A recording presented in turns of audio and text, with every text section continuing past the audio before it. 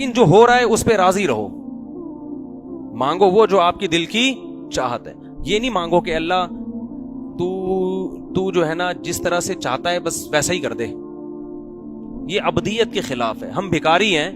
بھکاری کبھی کسی کے پاس آ کے بولے سیٹھ صاحب سے کہ آپ کا دل چاہتا ہے تو پیسے دے دیں, نہیں چاہتا تو آپ نہ دیں, آپ کی مرضی ہے. وہ دے گا ہی نہیں, وہ سمجھے گا بہت بڑا سیٹھ ہے یار یہ تو, بلکہ وہ الٹا قرضہ مانگے گا آپ سے, یار 20 روپے مجھے دے دو بھائی تم.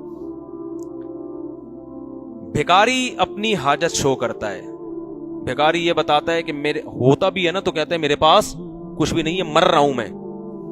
اللہ چاہتے ہیں کہ میرے سامنے بھکاری بن کے بیٹھا کرو, سیٹھ بن کے, کہ اللہ ویسے تو ایسا مسئلہ ہے کہ کچھ ضرورت ہی نہیں ہے.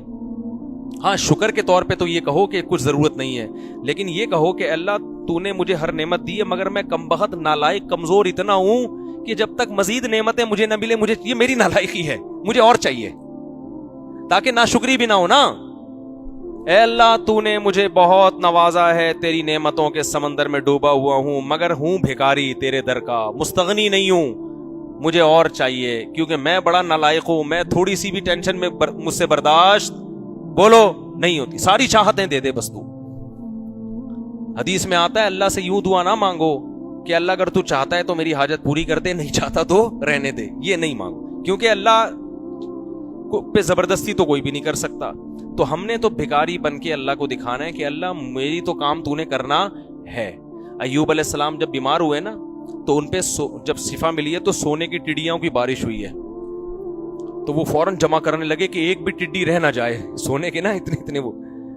تو اللہ نے کہا کہ اے ایوب تو پیغمبر ہے, میں نے تجھے اس سے مستغنی کیا, تجھے مال دیا, تو ایک بھی نہیں چھوڑ رہا. تو ایوب علیہ السلام نے کہا اللہ میں تیری رحمت سے مستغنی بولو نہیں, بہت دیا ہے لیکن اگر تو مزید دے رہا ہے تو اور چاہیے.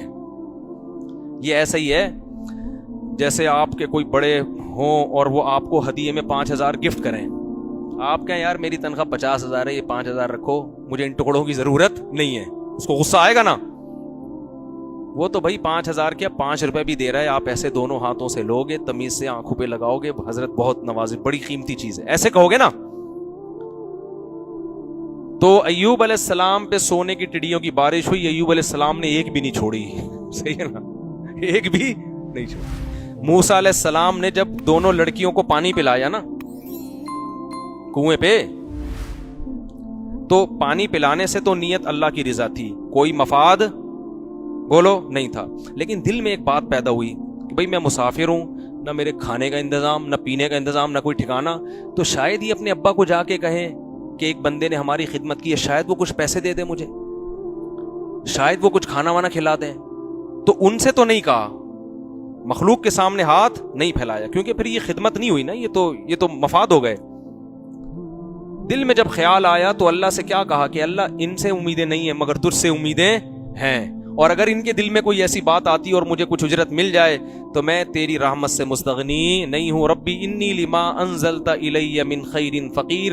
درخت کے نیچے کھڑے ہو کر دعا مانگ رہے ہیں, اللہ اگر تو نے میرے ساتھ کسی بھلائی کا ارادہ کیا ہے تو یہ آپشن ضائع نہ ہونے دینا, کر لے وہ بھلائی, میں فقیر ہوں, محتاج ہوں. یہ نہیں کہہ رہے کہ اللہ میں نے تو ان کو پلایا پانی تیری رضا کے لیے, اب ایسا نہ ہو کہ ان کے دل میں پیسے ویسے دینے کی بات آ جائے اور یہ مجھے گھر لے جائے اور ٹھکانہ مل جائے. یہ میں تو ایسے ہی زندگی گزاروں گا, ننگے پاؤں اور تھکا ہوا, اور ایسے ہی میں عادی ان چیزوں کا. تو مجھے اور آزما, میں دیکھ میں ابھی مزید بھوکا رہ کے دکھاؤں گا, 6 دن اور بھوکا رہ کے دکھاؤں گا تیرے لیے.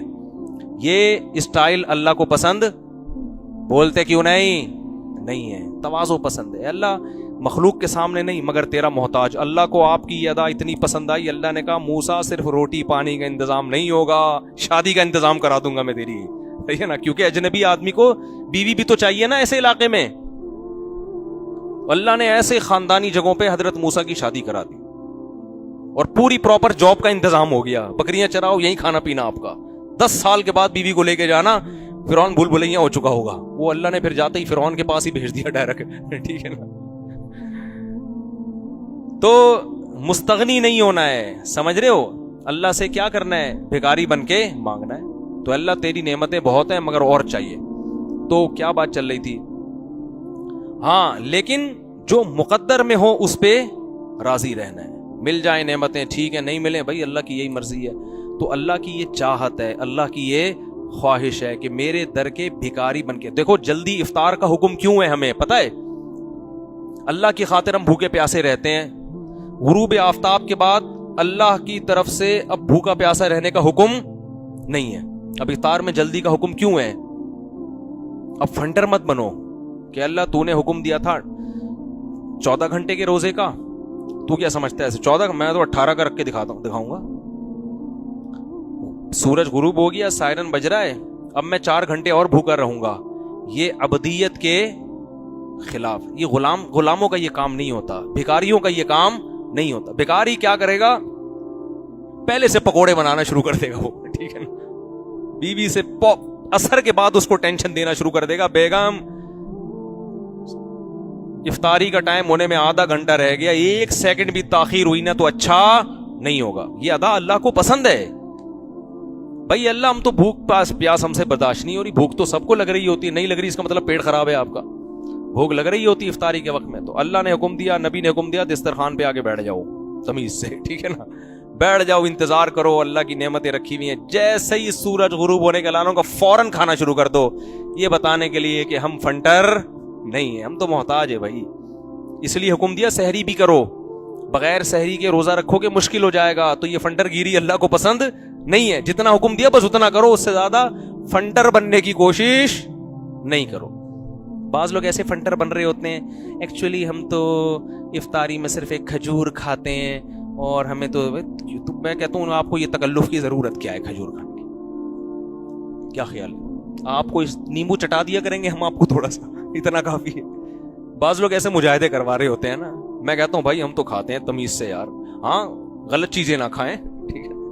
مزہ آتا ہے خدا کی قسم, ہر لقمے پہ مزہ آتا ہے, ایسا رگیں تر ہوتی ہیں. ہمارے نبی کیا دعا مانگتے تھے افطاری کے بعد؟ ذهب الظما, پیاس چلی گئی, وابتلت العروق, رگیں تر ہو گئیں, یہ مزے الگ, وثبت الاجر انشاء اللہ, اور اللہ نے چاہا تو روزے کا اجر بھی اعمال میں لکھ دیا گیا. ایک بہت بڑی نیکی ہمارے میزان کے ترازو میں لا کے اللہ نے ڈال دی ہے. حضرت حکیم اختر صاحب رحمہ اللہ تعالیٰ فرمایا کرتے تھے, جب عید کا چاند نظر آیا کرے نا تو رونا دھونا نہیں کیا کرو, ہائے ہائے ہائے رمضان چلا گیا, ہائے ہائے ہائے ہائے رمضان یہ ہو گیا. اللہ خوشی دلا رہا ہے کہ بھائی 1 مہینے کی ٹینشن تھی ختم ہو گئی, اب کھاؤ پیو موج مستی کرو, اب کھاؤ پیو, یہ اللہ نے ثواب لکھ دیا تو خوش ہو جاؤ.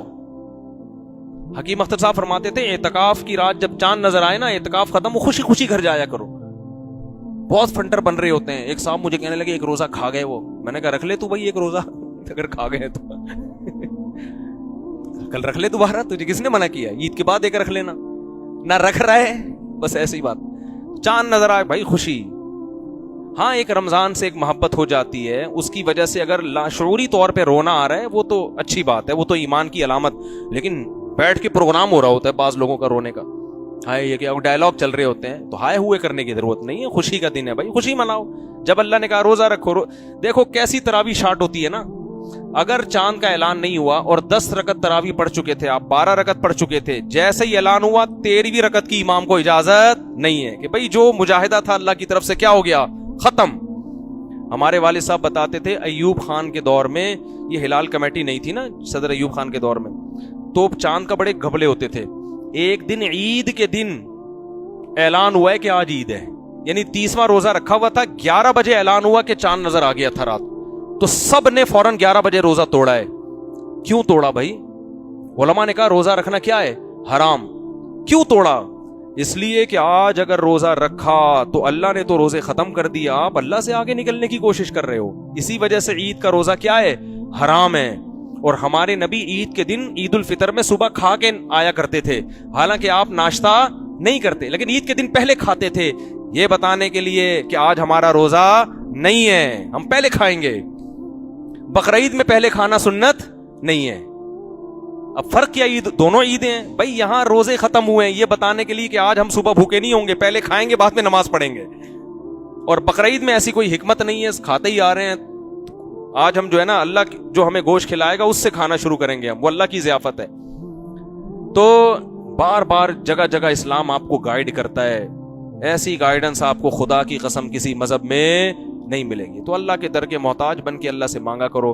پھر بھی کوئی مصیبت آ جائے تو کیا کرنا ہے, صبر. اللہ تعالیٰ سمجھنے کی عمل کی توفیق عطا فرمائے. وما علینا الا البلاغ.